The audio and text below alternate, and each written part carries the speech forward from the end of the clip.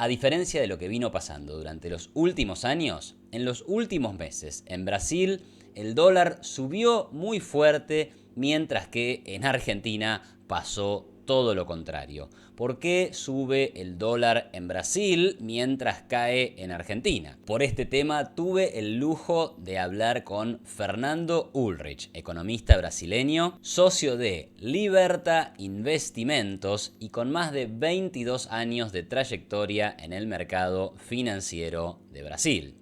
Además, debo decir que Fernando es, al igual que yo, un egresado de la maestría en economía de la Escuela Austríaca, dictada en Madrid y dirigida por Jesús Huerta de Soto. Así que con Fernando nos conocemos hace muchos años, por suerte. Fernando además es consejero académico del Instituto Mises Brasil y autor del libro Bitcoin, la moneda en la era digital, un libro que escribió en el año 2013. O sea, Fernando sí que la vio venir.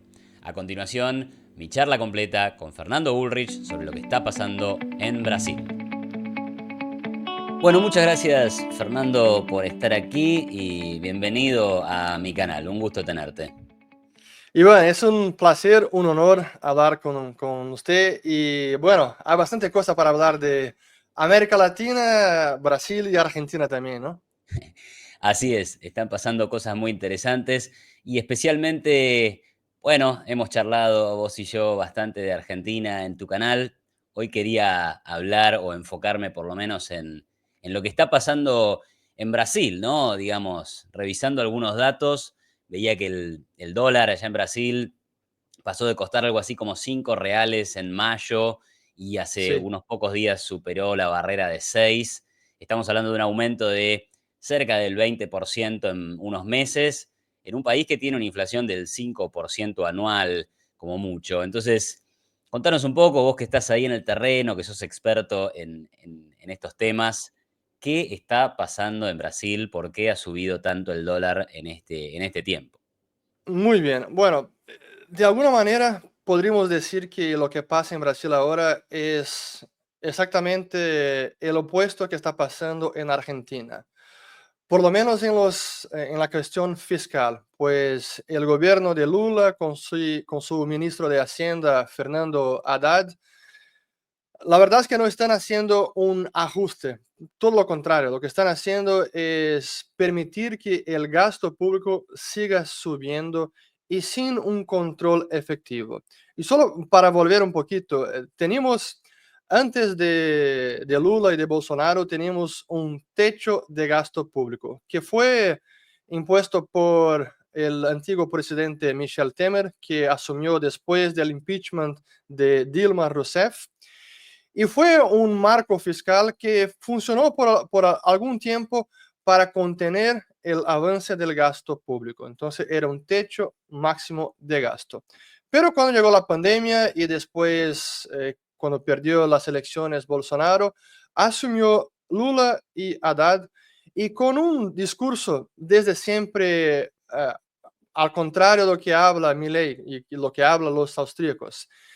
En vez de cuidar de lo fiscal y promover un ajuste o por lo menos un control, lo que él creía y sigue creyendo y ahora está haciendo en la práctica es aumentar el gasto público.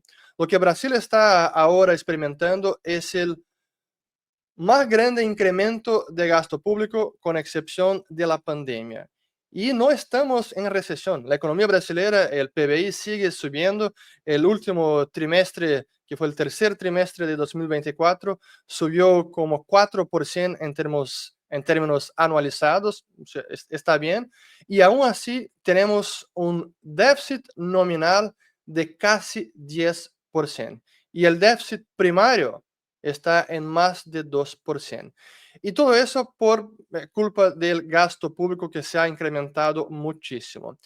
Y en las últimas semanas lo que sucedió, y es la principal razón por la cual el dólar subió hasta romper la barrera de 6, es que había una esperanza, una expectativa de que Lula y Haddad presentarían un nuevo paquete para controlar el gasto público, incluso cumplir con el llamado el arcabouço fiscal. Es el marco fiscal que introdució Lula el año pasado, pero era una regla mucho más floja que el techo de gasto, y este marco fiscal introducido el año pasado aún así permite un incremento del gasto público con un mínimo de 0,6% en términos reales y un máximo de 2,5% en términos reales. Pero hay un montón de excepciones y al final lo que estamos ahora eh, viendo es que hay un incremento real de casi 15% solamente de los gastos públicos, y la recaudación no crece tanto, está creciendo como 6%. El resultado es un déficit enorme. Y el paquete fiscal que iban a presentar para intentar recortar algún coste, algún gasto público, al final decepcionó muchísimo todos los agentes de mercado, inversores, empresarios, y contaminó lógicamente las expectativas. Y creo que hoy la creencia que tiene la gente, los analistas, los inversores, es que este gobierno no es serio con el control fiscal, y lo que están presentando, lo que están las reglas y los paquetes, es solamente, como se dice en Brasil, es para inglés mirar. Es solo para decir que están haciendo algo para que el mercado pare de molestar el gobierno y subir el dólar, pero al final lo que tenemos ahora es una ruptura de confianza, de expectativas, y por eso el dólar subió tanto hasta romper la barrera de 6. Para, Y solo para, para sí. complementar, para agregar un punto, si miramos hoy Brasil, no es que tenemos una situación económica que es un desastre. Sí que el fiscal preocupa muchísimo, la deuda pública está subiendo y sin ninguna tendencia de bajar o de controlar, eso preocupa. Pero sería posible, y yo diría que relativamente fácil, hacer un real ajuste fiscal, por lo menos para bajar el déficit. Pero este gobierno no lo quiere hacer. Y ahora esta certeza creo que todos en el mercado la tienen. Entonces es una peora de las expectativas que llevó el dólar acima de 6. A ver, si para precisar, a ver si entendí bien, Ujú, existe una regla que dice que el gasto público como máximo puede crecer un 2,5 en términos reales, pero el perfecto. gobierno lo incrementó ya 15% en términos reales. ¿Esto es así? Sí, exactamente, porque la regla de 2,5, también hay un montón de excepciones, el gasto con educación o con salud o otra cosa más, Claro. no está dentro de esta regla. Entonces, el gasto total es, qué sé yo, 2,5 billones, en Ujú. portugués es Eh, trillones, bueno, sí, billones, deben ser acá billones de reales. billones. Sí. 2,5 billones de reales, pero el techo de 2,5% solo impacta 70% de este Claro. gasto total. Entonces, al final, se está incrementando muchísimo. Claro. Y para que entiendan los que nos ven, seguramente muchos jóvenes, estudiantes también, ¿cuál dirías vos que es el mecanismo a través del cual un problema fiscal del gobierno se traduce a una moneda más débil, ¿no? ¿Cómo vamos de una cosa a la otra? Bueno, yo diría de dos maneras. La primera es por la contaminación de expectativas. Los inversores del mercado está se anticipando, ¿esa es la palabra? Sí, Se anticipación. anticipando que algo no va bien y puede salir muy mal. Y así precifican en la moneda que está siendo negociada todos los días en el mercado, y el tipo de cambio acaba por subir y subir muchísimo dependiendo de la peora de las expectativas. Y cuando el cambio sube muchísimo, el efecto en los precios, especialmente de las commodities, de todo lo que es importado, acaba por ser impactado muy rápidamente. Entonces, ese es el primer efecto de una peora fiscal y peora de las expectativas. El segundo efecto, yo diría que es más un efecto real, es que, es que este déficit fiscal está incrementando la oferta monetaria. Cuando miramos las cuentas, la base monetaria, el M2, una de las principales presiones que tenemos hoy en el M2 es justamente el déficit fiscal. Incluso el otro día yo hacía un análisis mostrando a la gente cómo teníamos el déficit con la pandemia, antes de la pandemia, que fue la profunda recesión brasileña de 2014 hasta 2016, que también produjo un gran déficit fiscal, y lo que tenemos ahora, y cómo el déficit está impactando los agregados monetarios.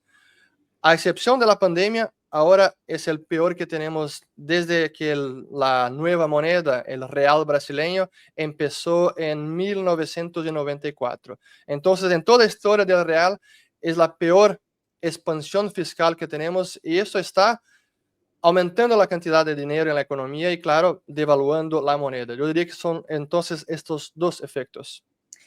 Pero entiendo que el Banco Central de Brasil no puede financiar de forma directa al No, gobierno. Ok, pero ¿habrá algún mecanismo a través del sistema financiero donde eso sí termina ocurriendo? eso es verdad. Hoy en Brasil, afortunadamente, ya no tenemos más el mecanismo que había en Argentina, quizá hasta el año pasado, Sí. del Banco Central emitiendo moneda para financiar el gasto público.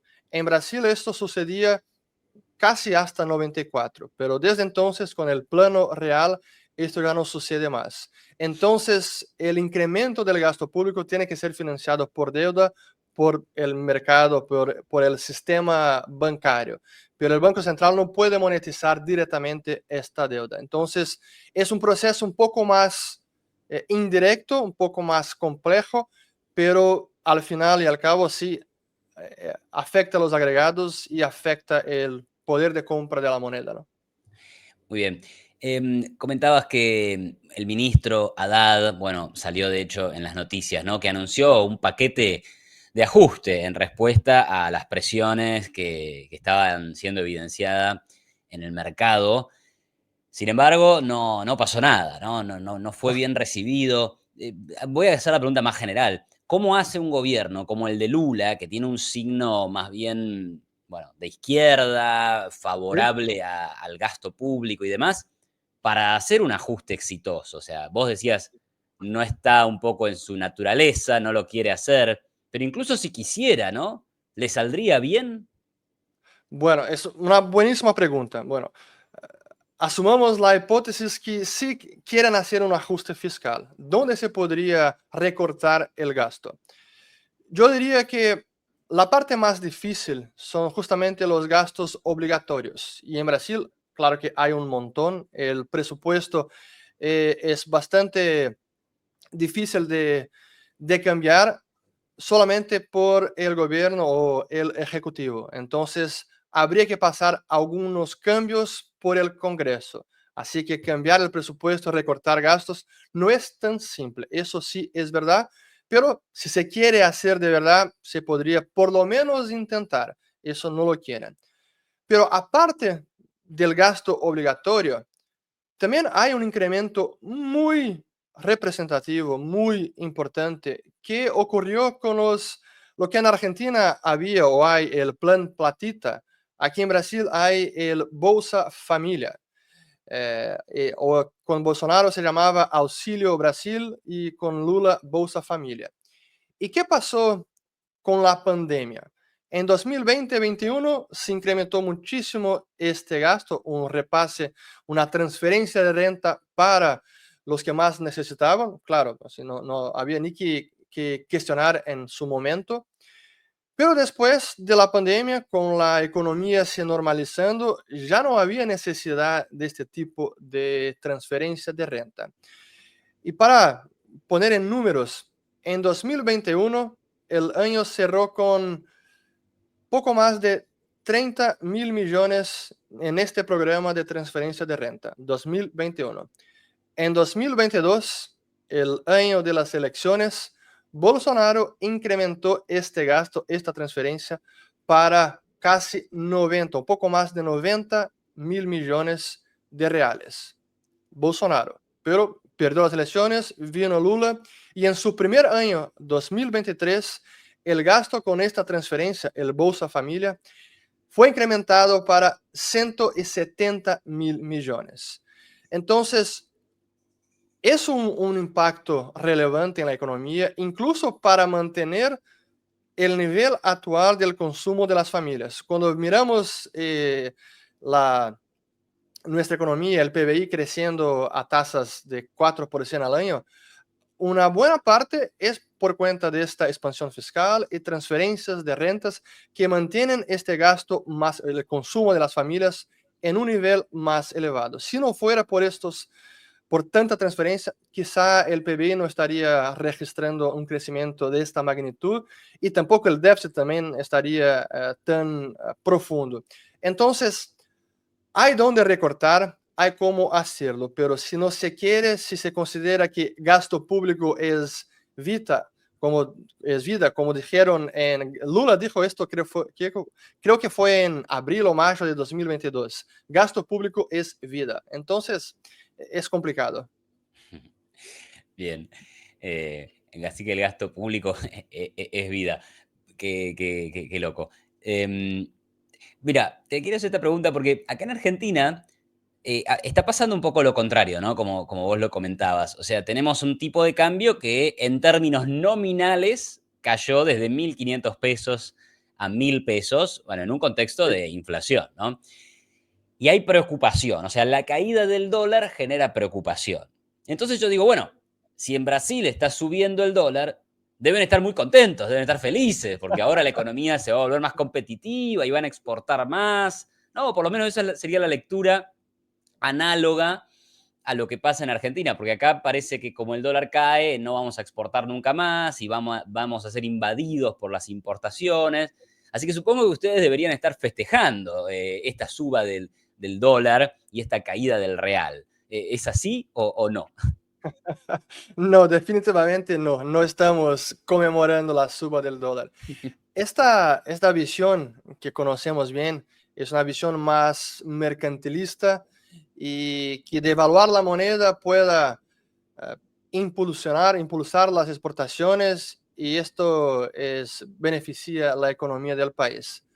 Aunque eso pueda suceder, sería un efecto solo de corto plazo y luego lo que el cambio devaluado da de competitividad, luego devuelve en términos de más inflación y precios más altos en 6 o quizá un año. Entonces, no es una competitividad real, es algo temporario como mucho. Y claro, el efecto opuesto, la moneda se apreciando también, trae algún efecto, puede dejar a Argentina menos competitiva, pero es por algún momento. Y yo diría que hoy es más importante en el caso argentino la estabilización del tipo de cambio, de la moneda, de la inflación, y mucho más que pensar en términos de se va a exportar un poco más o un poco menos en los próximos 2, 3 meses, ¿no? O sea que no hay economistas en Brasil que estén viendo esta suba del dólar como algo que va a ser positivo para la No, competitividad de Brasil. Hay una reacción más bien de preocupación. hoy día sí. Como hay tanto los economistas que están contrarios del programa económico del gobierno como de los que apoyan el gobierno, yo diría que todos están de acuerdo que la razón principal de la suba del dólar ahora es por una peora de las expectativas. Entonces, están enfocando mucho más en esto y no viendo la suba del dólar como una política del gobierno para mejorar las exportaciones. Claro. Entonces, no, ahora este debate no sucede en Brasil. Ya sucedió en el pasado, pero hoy día no. Y cuando decís expectativas, ¿hay expectativas, por ejemplo, de que haya un default de la deuda o una renegociación no amigable de la deuda pública? Ahí es donde aparece el temor. Esa es la parte curiosa, pues una de las cosas que hemos hecho bien, incluso el gobierno de Lula 1 y 2, y esto hablo de 2003 hasta 2008, es que quitaron toda la deuda externa, o prácticamente toda. Así que hoy, de la deuda que tiene el gobierno, 95% es deuda interna, todo en reales y solo 5% en moneda extranjera. Así que si el cambio sube, no hay un problema de refinanciación de la deuda externa. Entonces, ¿cómo eso puede impactar hoy el financiamiento del gobierno o incluso un posible default? El más probable que suceda es que los tipos de interés se van a incrementar más. Ayer el Banco Central brasileño incrementó la tasa básica para 12,25%, 1%, y ya prometió otras 12 elevaciones más de 1% cada. Entonces, en marzo tendremos un tipo de interés en Brasil de 14,25%. Es bastante. Sería el nivel más alto en 10 años. Entonces es significativo. Pero con la peor de expectativa, lo que sucede es que los tipos de interés se van a incrementar como están incrementando. Lo que el gobierno hoy tiene que ofrecer a los inversores para refinanciar su deuda, el tipo de interés de una deuda con tipo de interés fijo de 2, 3 o 4 años, el gobierno está pagando 14,30%. Y en Brasil tenemos un problema en nuestra deuda que, aunque no tengamos deuda externa, de lo que resta, los otros 95%, casi mitad es deuda con tipo de interés que llamamos post-fijado. Entonces es interés flotante. Y Ujú. cuando el Banco Central incrementa el tipo de interés, esto luego impacta el coste de interés del gobierno. Entonces, es un poco de dominancia fiscal que tenemos ahora, porque la suba de interés ya no tiene tanto impacto en contener la inflación y va a suceder, puede agravar el déficit total del gobierno. Por eso es tan complicado. Yo diría que el escenario más probable, si las cosas siguen empeorando, es un tipo de interés muy alto, la economía se va a frenar, tenemos una situación de estagnación económica con déficit fiscal muy alto e inflación más alta. Yo diría que es el escenario clásico de estagflación, sería el más probable. Un default es muy difícil en Brasil. Y y hoy día también es muy difícil el Banco Central monetizar esta deuda. Entonces, por eso que digo que el escenario más probable sería una estagflación. Un escenario de más inflación más alta aún, o yo diría casi hiper, o niveles que Argentina estaba experimentando el año pasado, ahí necesitaríamos algunos cambios institucionales en el Banco Central que le permitiera que monetizara la deuda del gobierno. Pero sería un retroceso tan fuerte y claro que no creo que va a suceder. ¿El presidente del Banco Central ahora es el mismo que estaba con Bolsonaro? ¿Es Campos Neto o cambió? Sí, pero en enero cambia y viene el próximo que es indicado por Lula. Y hay Pero que ya está. probabilidades, y hay Y, probabilidades de que venga un presidente del Banco Central potencialmente más amigable con la idea de emitir para rescatar al gobierno. sin duda que el miedo existe, pero como se llama Gabriel Galípolo, ya está en la directoría del Banco Central desde marzo, creo, y su confirmación como el nuevo presidente sucedió hace unos 2, 3 meses, y en enero ahora asume y Roberto Campos Neto se va de vacaciones, creo, por algunos años. Si fuera yo iría por algunos años. Eh, Bien. el miedo existe, pero en Brasil, el Banco Central tiene 9 directores y que son los que pueden votar en la decisión del tipo de interés. Hasta ahora, yo creo que de los 9, 5 o 6 ya fueron indicados por Lula. Y hasta el momento siguieron siempre en la línea de que tenemos que cuidar de la inflación, el fiscal es un problema. El comunicado de ayer fue muy duro con el fiscal, fue un mensaje claro para que el gobierno haga algo con el fiscal, pues que está contaminando todas las expectativas, activos financieros, tipo de interés, tipo de cambio. Y como ya se comprometieron con 2 subas más en enero y después en marzo de 1%, yo diría que es un señal muy positivo que, aunque el nuevo presidente haya sido indicado por Lula, no va a sufrir la presión para simplemente bajar el tipo de interés a contragosto, diría, ¿no? Entonces, yo creo que hay una menor probabilidad, yo diría hoy, que pueda suceder en 6 meses o un año.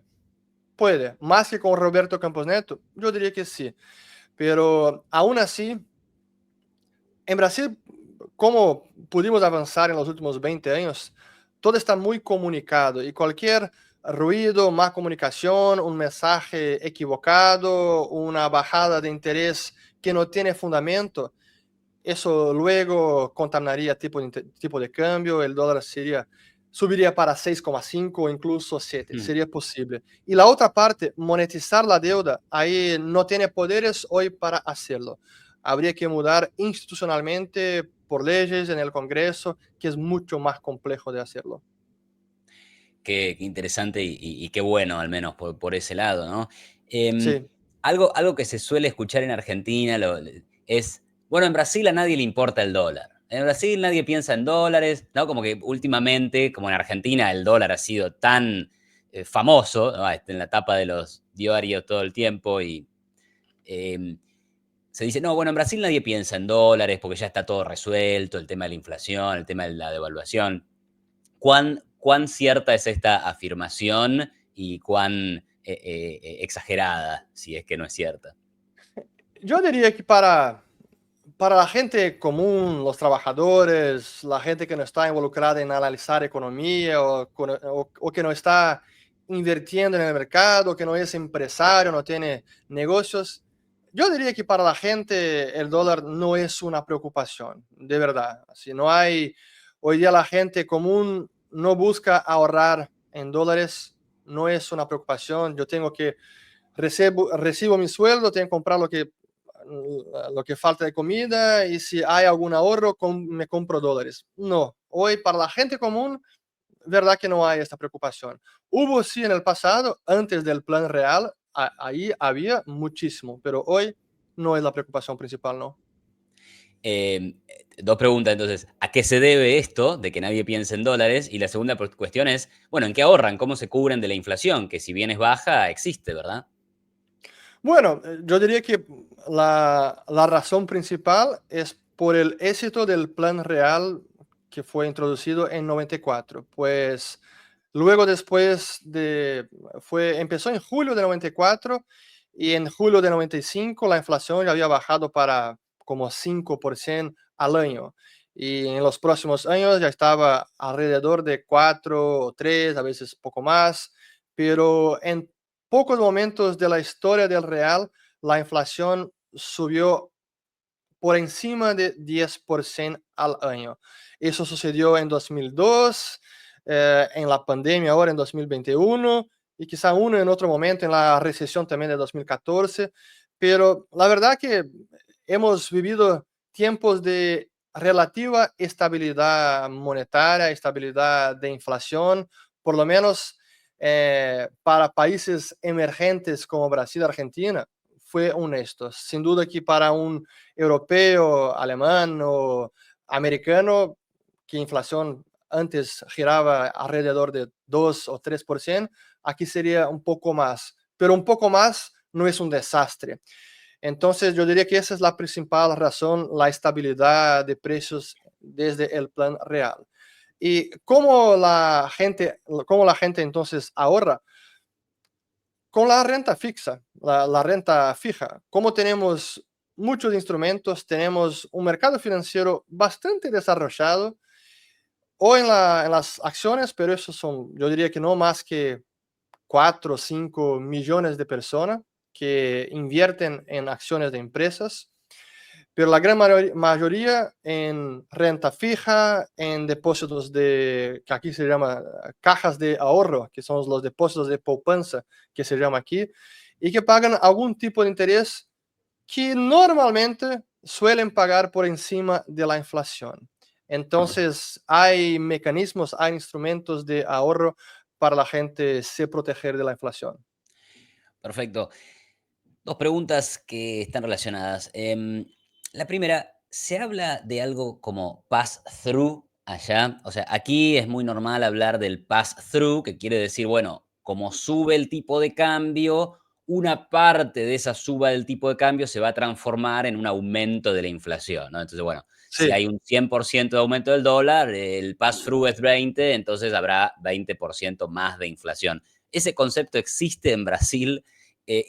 Bueno, dame esa y después voy con otra que tiene que ver con el dólar. sí, existe el concepto, el debate no es tan, quizá, tan intenso como en Argentina, pues las devaluaciones de la moneda no fueron tan intensas con el peso, con el real, como fueron con el peso. Pero sí el debate existe en el sentido de cómo la suba del dólar está impactando los precios de la comida, de transportes, de nafta, del diésel y todo más. Entonces hay un debate, pero yo no diría que es tan intenso. Y más, yo diría que muchos economistas, inclusive lo que se ve en la prensa, muchas veces son casi ignorantes del efecto que la suba del cambio tiene sobre los precios de todo lo que importamos. Claro, claro, claro. La otra cuestión, digo, Brasil en el último tiempo, o hace muchos años ya, ¿no? El Banco Central se ha caracterizado por tener una enorme cantidad de reservas internacionales. Sí. ¿Y qué ha hecho con eso, digamos? ¿Ha intervenido ahora para frenar el dólar? ¿Piensa intervenir? ¿Qué- ¿Cómo juzga el fenómeno? O sea, ¿para qué le están sirviendo esas Sí, reservas si igualmente vemos que el tipo de si cambio no subió hace mucho? nada con ellas, ¿no? Claro, o sea, las tiene ahí.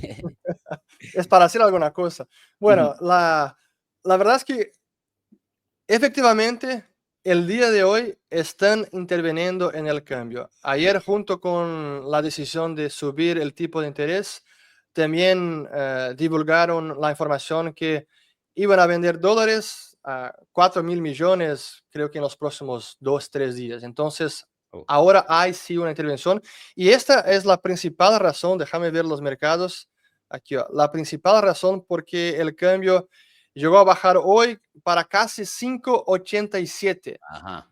hoy. Ahora ya sube nuevamente. Y eso solo hacer un paréntesis, porque en los últimos 3, 4 días, el presidente Lula tuvo que hacer 2 cirugías en el cerebro. En principio está todo ok, no hay problema, y volverá a trabajar la próxima semana. Fue la última noticia de los médicos. Pero, ¿qué pasa? El mercado también está anticipando esto. Y cuando salió la noticia de la segunda cirugía ayer, las acciones subieron muchísimo, el cambio desplomó, o sea, un poco de optimismo que se sale Lula y viene el vice que es Geraldo Alckmin, Claro. tendríamos tal vez una política económica más sana, más saludable.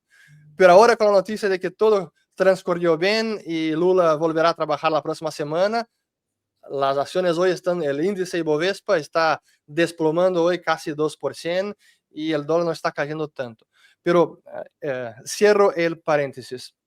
Entonces, la, pero ¿cuál era? Ya me olvidé No, no, de pero la a ver, pregunta. con lo que decís, digo, al final no podemos saber bien si el dólar se calmó porque el Banco Central vendió Ah, sí, reservas o por la expectativa de que hay un Lula que podría correrse del gobierno. ahora yo diría que son los tres efectos. Claro, y la tasa Eh, también. la expectativa de Lula, si deja el gobierno o no, si sucede algo, el tipo de interés y la intervención del Banco Central, que en este momento está haciendo más precio. A ver cómo termina el día. Pero en, analizando la historia, que es la pregunta que hiciste, ¿no? Con las reservas internacionales que tenemos, el gran acúmulo de reservas ocurrió en los años 2007, 2008 y después de la crisis 2008-2009, 2010, 11 y 12. Esta fue los principales años de acúmulos de reservas. Y en este periodo sucedió algo impresionante que yo no imaginaba. Estaba entrando tantos dólares, tantos capitales en Brasil, que impusimos impuesto para frenar el capital extranjero de corto plazo, el hot money, que estaba entrando en Brasil para hacer el carry trade. Y el tipo de interés llegó a sus niveles más apreciados de la historia justo en julio de 2011. Pero bien, ¿por qué El acumular tipo de tantas cambio, ¿verdad? reservas? Perdón, ¿Cómo? el tipo de cambio se El apreció. tipo de cambio. Ah, ok, perfecto. ¿Dije interés? Interés, claro, ok, ok. Sí, el tipo de cambio, perdón. El tipo de cambio llegó a 1,54 reales por dólar. Wow. Éramos millonarios y no sabíamos, pero bien. Ujú. Eh, pero ¿qué se hace desde entonces? Si no hay deuda externa, ¿para qué sirven tantas reservas que llegaron a casi 400 mil millones de dólares? La verdad es que mucho más un colchón de reserva, de seguridad, que cualquier otra cosa. Y la política cambial en Brasil, desde 99, cuando empezamos con las metas de inflación, el cambio flotante y el superávit primario. Bueno, el superávit ya no tenemos, pero sí tenemos metas de inflación y cambio flotante. El pilar cambio flotante sigue casi como algo que no se puede tocar. No, el cambio es flotante y que va para cualquier dirección y no intervengamos en el cambio. Esa es la idea, el concepto que hay, yo diría, en casi todos los presidentes del Banco Central desde entonces. Y con el actual no es distinto, sea con Roberto Campos Neto o con el próximo Gabriel Galípolo. Pero hay momentos en que el mercado está más disfuncional o quizá es una ruptura de confianza sin tanto fundamento y ahí, claro, hay la subjetividad del propio banquero central que tiene que decidir cuándo o no se constituye un mercado disfuncional. Ahí hay alguna intervención, pero en los últimos años las intervenciones fueron muy puntuales y nunca algo realmente, nunca una política de mantener el cambio en algún nivel. Es siempre algo muy puntual y no como una política de mantener el tipo de cambio abajo de 5, abajo de 6 o lo que sea. Me desvío de algunas preguntas que tenía armadas, pero porque me interesa esto. Claro, En todo este proceso de acumular reservas, ¿no? Igualmente no evitó el Banco Central de Brasil que el dólar cayera en términos del real, ¿no? O sea, compró reservas, pero igual el precio del dólar caía en Brasil, ¿no? sí, sí, Y ahora está vendiendo algo, pero no pero evita nada, que suba, porque subió fuerte. sí.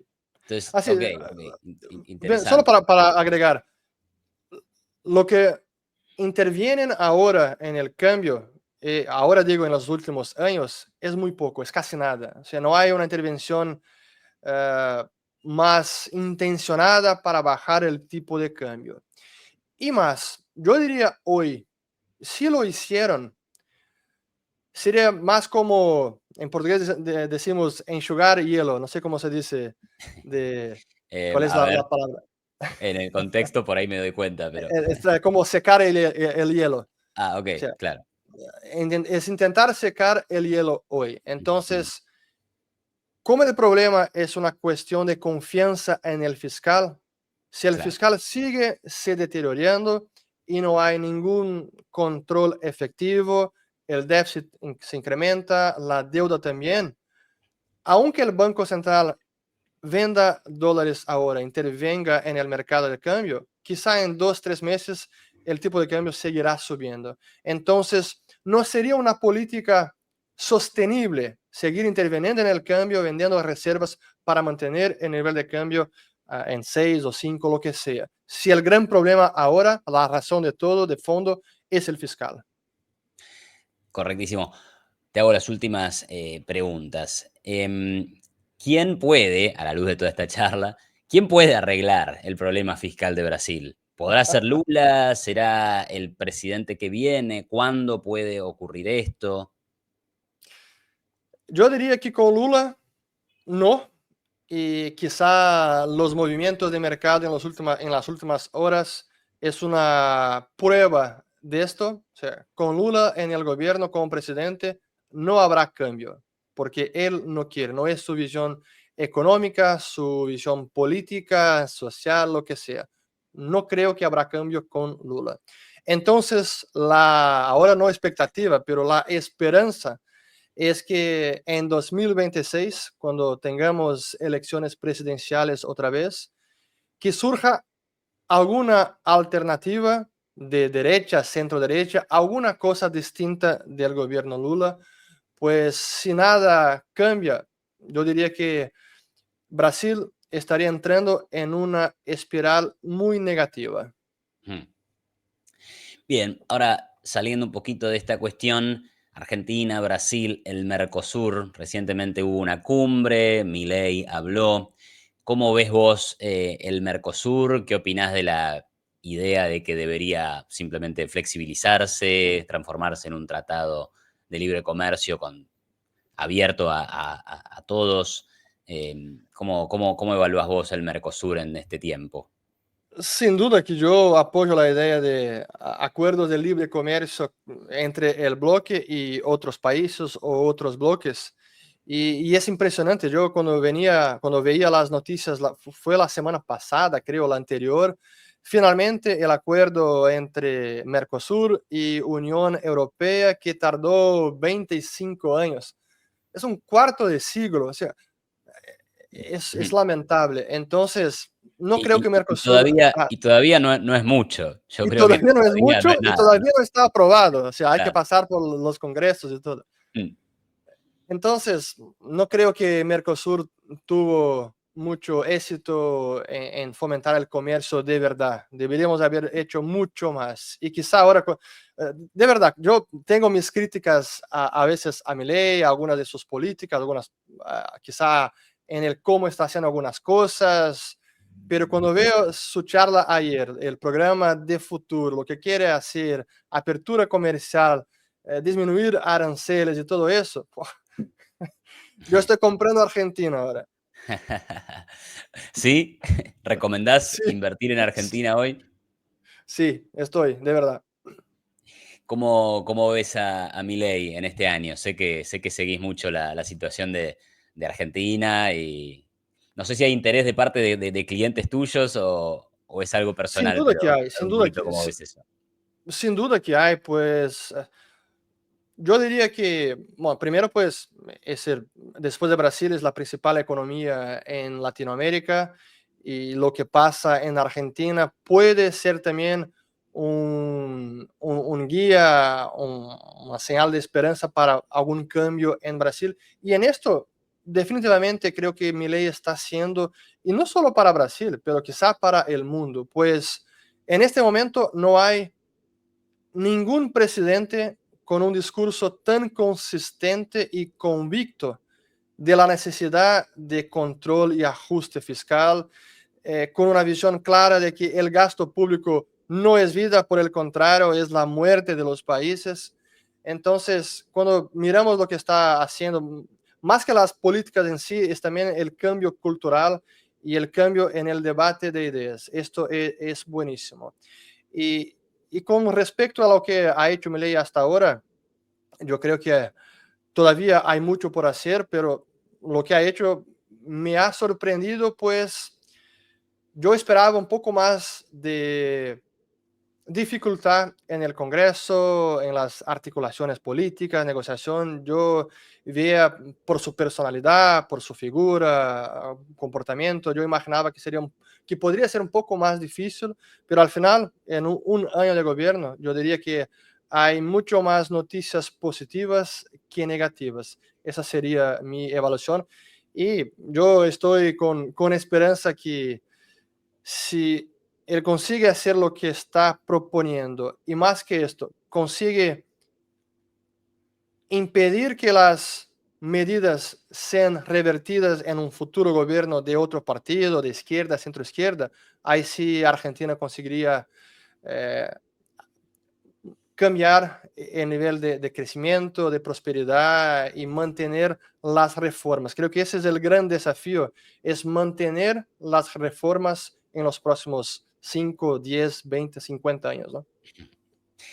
Totalmente de acuerdo, Fernando. Creo que ese es el desafío más importante, ¿no? Mantener este rumbo y que la gente también se persuada de la importancia de que ese rumbo se mantenga. Así que bueno, ¿te ha quedado algo por decir? ¿Querés cerrar con alguna idea final? No, solo agradecer por la oportunidad. Para mí es un placer, un honor, como siempre, hablar contigo. Y espero que los asistentes aquí tengan podido entender un poco más lo que pasa en Brasil. Y sí que las cosas aquí mejoraron muchísimo cuando hacemos una comparación de 20, 30 años Claro. o antes del plano real. Pero hoy, cuando miramos el rumbo de Brasil, me preocupa muchísimo. Y es justamente el contrario cuando veo a Argentina. Sí que la situación efectiva de Argentina hoy aún es complicada, pero las ideas, el norte, me parece mucho más claro y que me da mucho más esperanza que me da hoy Brasil. Bueno, muchísimas gracias a vos, Fernando, por haber estado en mi canal. Y bueno, te mando un abrazo enorme y gracias nuevamente. Esperemos que las cosas anden mejor por ahí en el corto plazo. Abrazo grande. Gracias, Iván. Un abrazo a todos.